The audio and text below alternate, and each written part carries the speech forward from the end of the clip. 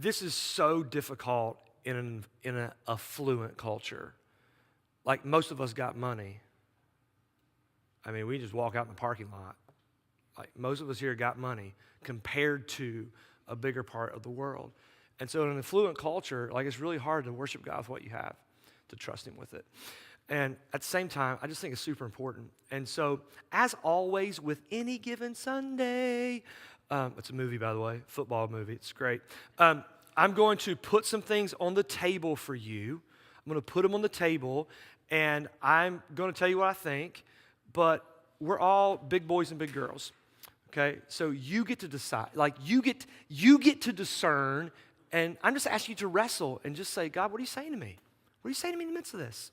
Okay? So I'm going to trust you with that along the way. So just in our flesh, here are some obstacles, I think, that keep us from worshiping God with what we have. We choose short-term flesh satisfaction. Like, we choose the short game and not the long game. So often, we find our identity in how buying something new makes us feel. Right? Oh my gosh. Like, sometimes I get new stuff, I'm like, look at me! Like, this is great, you know? Like, my 90-day goal is to lose 25 pounds, and so I'm not quite there yet. The barbecue set me back a little bit this past week.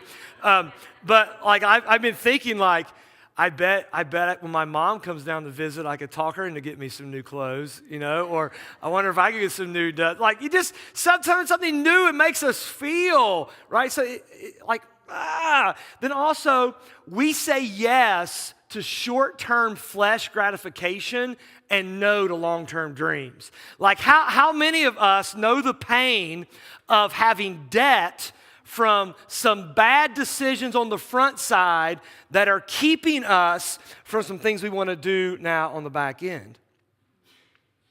Like, sometimes we just say yes to short-term flesh gratification and no to long-term dreams.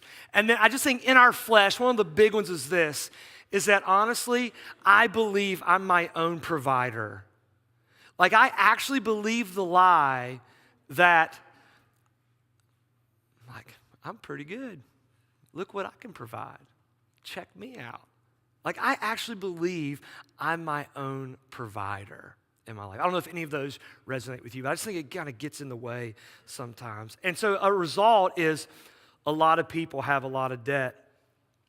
A lot of people don't know financial freedom.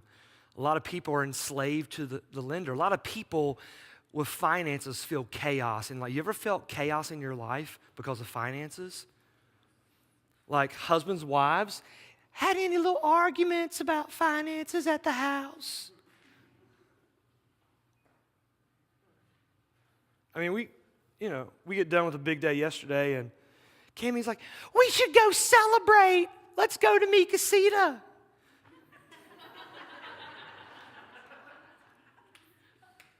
It was Cammie, not me. We would have gone somewhere way different if I was celebrating, okay? But I'm like, there's 5 of us. They're going to get cheese dip, 2 orders, you know, and drinks. It's $100 because I got a tip, not be one of those Christians, you know.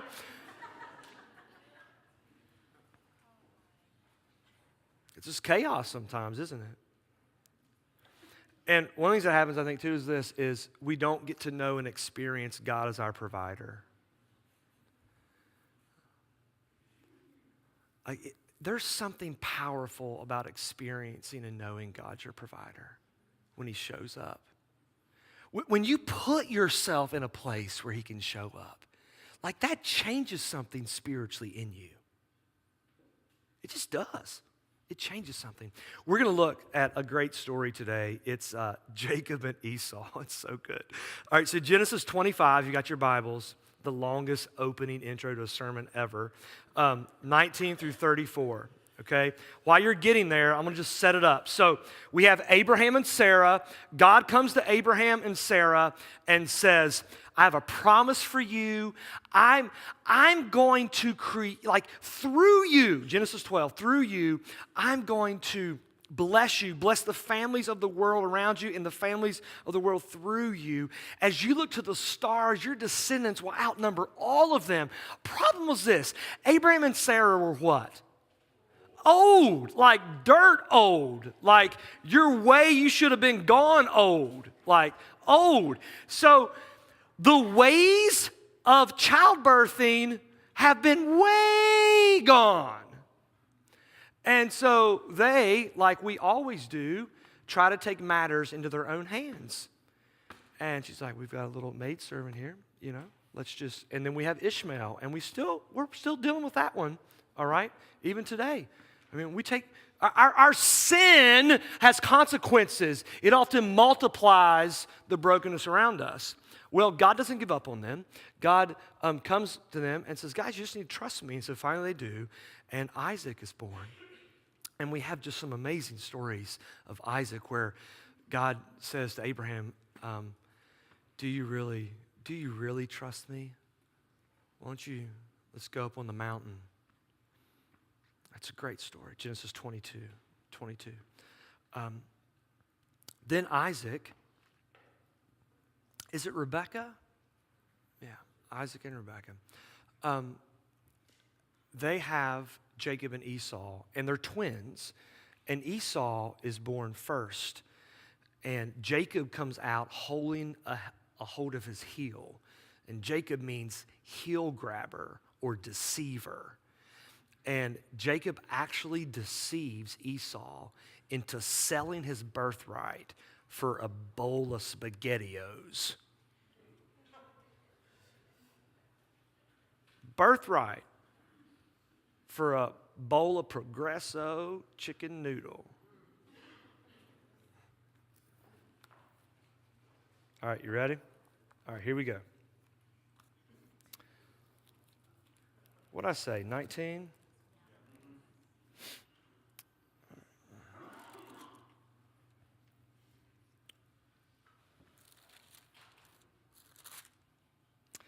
These are the generations of Isaac, Abraham's son. Abraham fathered Isaac, and Isaac was 40 years old when he took Rebekah, the daughter of Bethuel, the Aramean of Padam Haram, or whatever. It sounds like Hunger Games, doesn't it? The sister of Laban, the Aramean, to his Mean something to be his wife. Guys, I'm not a Presbyterian, so I'm not that smart, And Isaac prayed to the Lord for his wife because she was barren. And the Lord granted his prayer, and Rebekah, his wife, conceived. Isn't it nice when God answers prayers? Oh, my Lord, like sometimes I feel like I pray for things and I get nothing for so long. You ever had unanswered prayers? I have so many, sometimes what feels like unanswered prayers. It's so nice when I feel like my prayer is within the will of God. The children struggled together within her, and she said, if it is thus, why is this happening to me? So she went to inquire of the Lord, and the Lord said to her, 2 nations are in your womb, and 2 peoples from within you shall be divided. The one shall be stronger than the other, and the older shall serve the younger. When her days to give birth were completed, behold, there were twins in her womb. The first came out red, all his body like a hairy cloak. So they called his name Esau. And afterward his brother came out, and his hand holding Esau's heel, so his name was called Jacob. Isaac was 60 years old when she was born. When the boys grew up, Esau was a skillful hunter, a man of the field, while Jacob was a quiet man, dwelling in tents. Isaac loved Esau because he ate of his game, but Rebekah loved Jacob. It's interesting, like, it sounds like they played favorites a little bit, It's so hard. Just a side note, as a parent, it's really hard to do. Because some kids are more difficult than other ones. They just are. And you love them the same, but sometimes you like other ones better than the other. And sometimes it changes, a little bit too. It's just interesting. You should work really, I should work really hard at loving them well, okay? Loving them well. I'm the worst, you guys. Honestly, yesterday, Cammie had a travel softball tournament, and Lexi had Science Olympiad. And I kind of think softball is more important than science.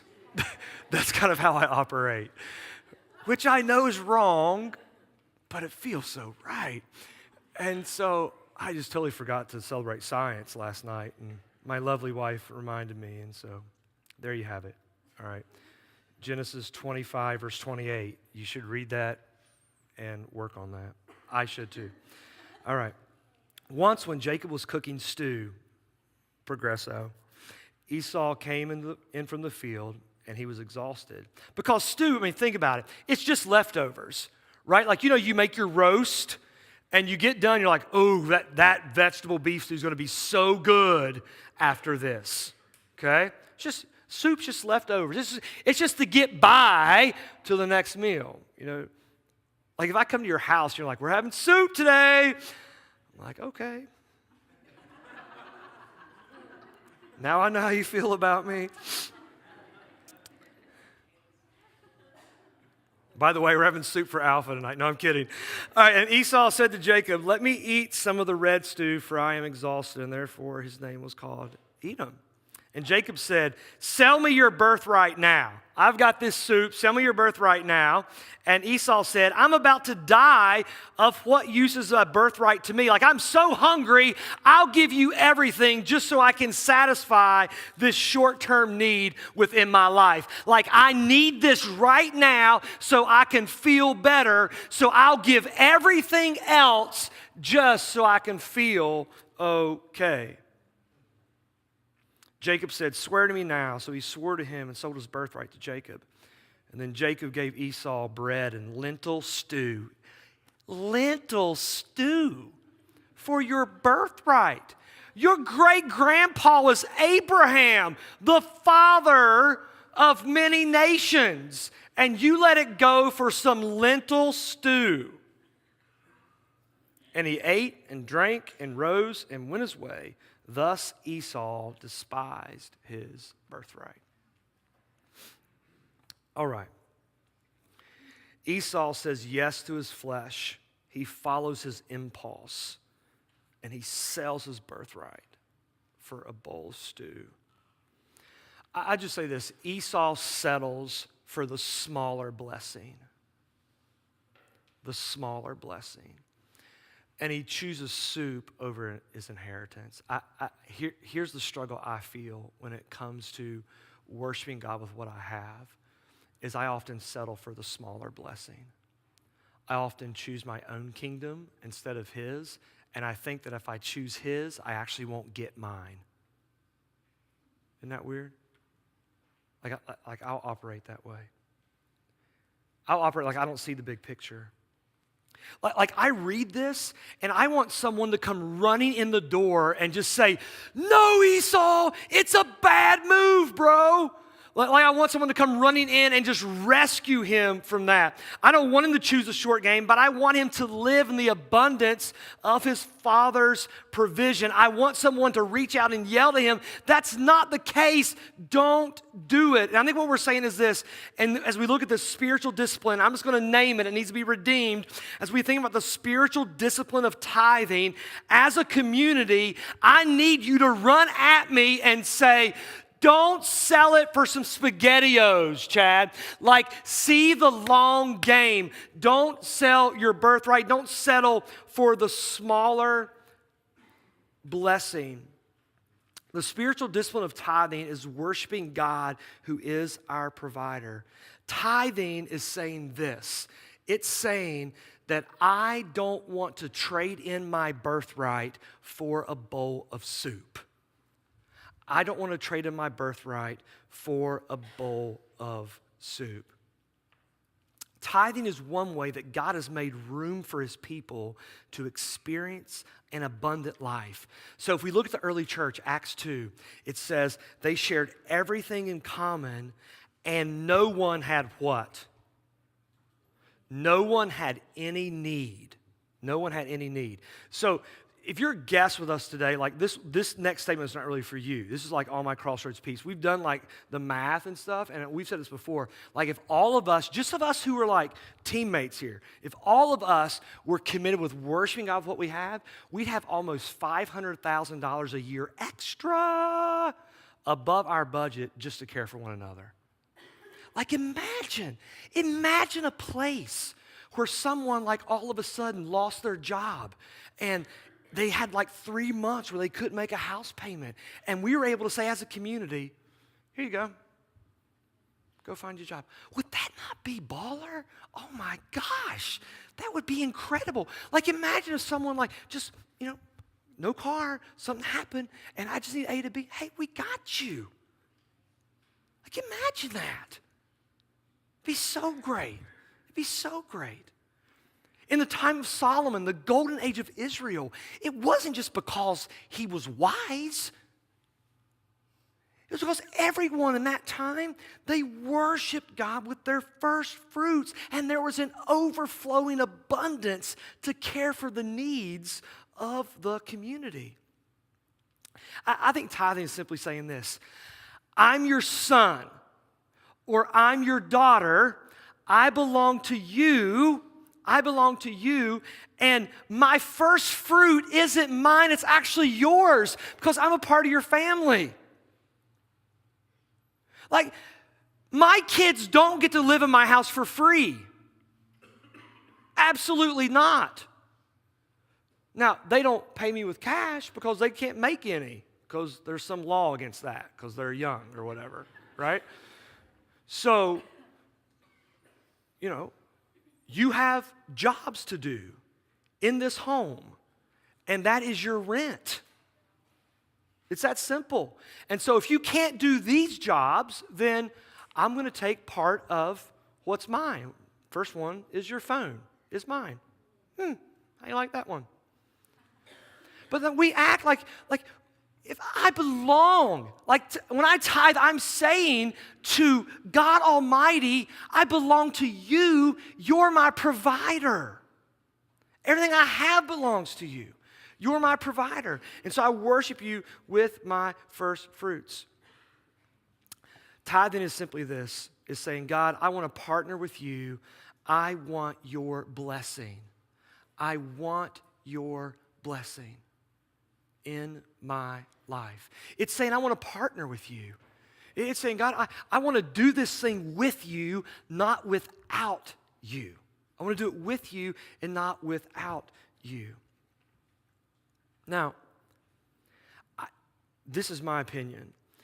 If I'm unable, and remember, tithing is this, tithing is 10%, okay? It's 10% off the top. So you get your check, and you just move the decimal, and that's it, okay? This is my opinion. If I can't live off of 90% of what I make, I'm living beyond my means. And when I live beyond my means, that's when debt comes in.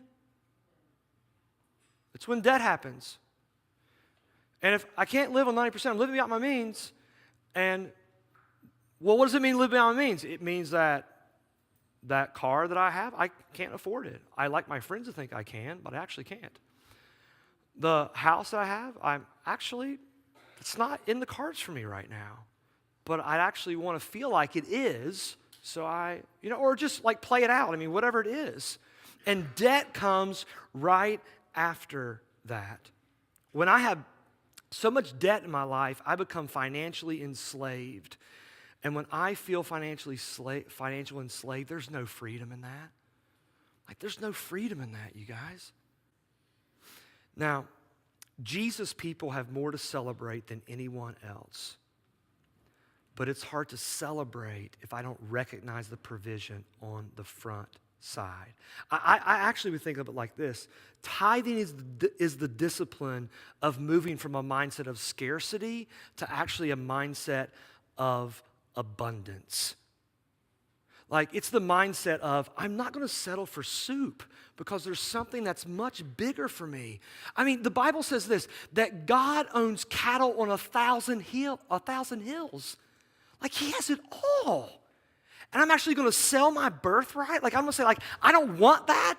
That seems like a very poor financial decision. To say, I don't want to belong to my dad who owns all of it. I'd rather just have a bowl of soup. That doesn't feel like a good financial decision. Now, here's the deal. God doesn't need it. He doesn't need it. Whenever has God made a financial transaction? He doesn't need it.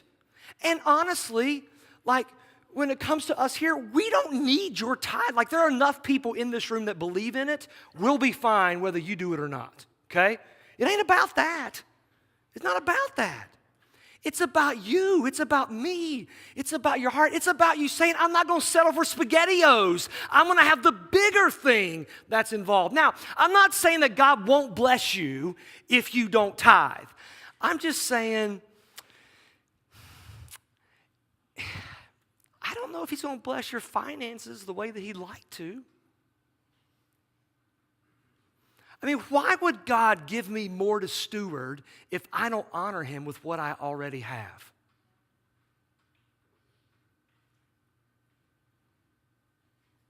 Like, if something's ruining my children, why would I give them more of that just because they wanted it? I wouldn't. I wouldn't give them any more until they could handle it. I don't know about you. I'd like to be able to handle more. Like, I kind of like, having a little more, but I want to be able to handle it. I want you to be able to handle it within your life. Let me just leave you with this here this morning. There's a story in Luke 15 where there's a son that goes out and what he leaves, he says, Dad, I would rather pretend you're dead and have all that you have, all that I'm supposed to get into my inheritance, than to not have it and have a relationship with you. And Dad says, okay, buddy, go ahead. And he goes out and he loses it all. And there's a moment where he comes to himself and he says, oh my gosh, I'm just eating stuff with the pigs. Like, I should go back home. And you think like you go back home and Dad would be like, you're a wretched excuse for a son. I mean, sometimes in our like little, Southeast Christian world, we think God's that way. Like somehow he's going to judge us. We forget that Jesus stands in the gap of that. And the son's coming over the hill and the dad like sees him and he runs for him. This is the kid that lost it all that said to Dad, I'd rather pretend you're dead. And Dad says, go, all the best stuff, go get it. Go get it. For my son that was gone is now back. And so, as always, I think inviting you to give this a go is a little too easy to say no. Making you is weird. I would like to call you to April. April. It's in front of you. It happens tomorrow. It's my favorite holidays tomorrow, April Fool's Day. Love it. Do not answer any texts from me tomorrow or fine. Just April, I'd like to call you to give it a go. To tithe, to worship God with what you have. And honestly, like, if you feel like, well, I'm not giving that, he just said, hey, don't give it to us, go give it somewhere else. Go give it to another church. It should be a church. Go give it to another church. Just test it. Try it. And see what can start to happen within your life along the way. If you're at a place where it's impossible, you're so enslaved financially you just can't do it, come and chat with me. We've got ways to help you move in that direction along the way. Okay? All right.